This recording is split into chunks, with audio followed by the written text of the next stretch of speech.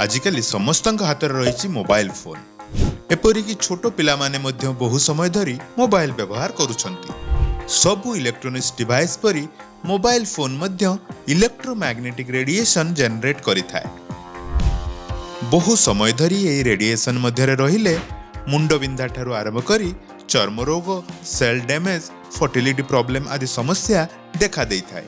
किछि रिसर्च अनुसार यह द्वारा कैंसर भलिया बड़ समस्या मध्य देखा देइ पारे।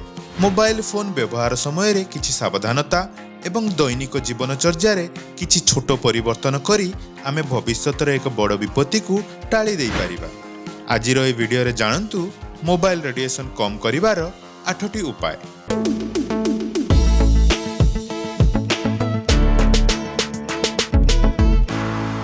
नंबर 1, एमितिका फोन यूज करंतु जहार SAR वैल्यू कम थिबो।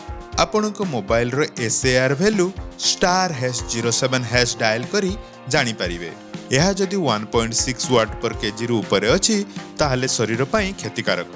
नंबर 2, मोबाइल रे कथा कहला बेले यथा संभव स्पीकर फोन किंबा तारयुक्त इयरफोन व्यवहार करंतु। नंबर 3, मोबाइल रो सिग्नल बार जेतेबेले कम किंबा जीरो रे थाए सेतेबेले रेडिएशन सबुठु अधिक होई थाए। रेडिएशन को कम करिया पई जेतेबेले सिग्नल स्ट्रेंथ फुल थिबो से समय रे ही कॉल करंतु। नंबर 4, मोबाइल रिंग कर सारी कनेक्ट न होबा जाए कान रे दियंतु नाही, कारण एही समय रे सबुठु अधिक रेडिएशन बाहरी थाए।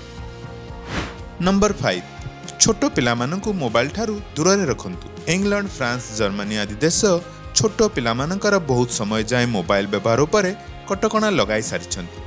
पिलांकर नुआ करी डेवलप हेउथिबा टिश्यू एवं मस्तिष्क उपरे मोबाइल रेडिएशन बहुत कुप्रभाव पकाई थाए।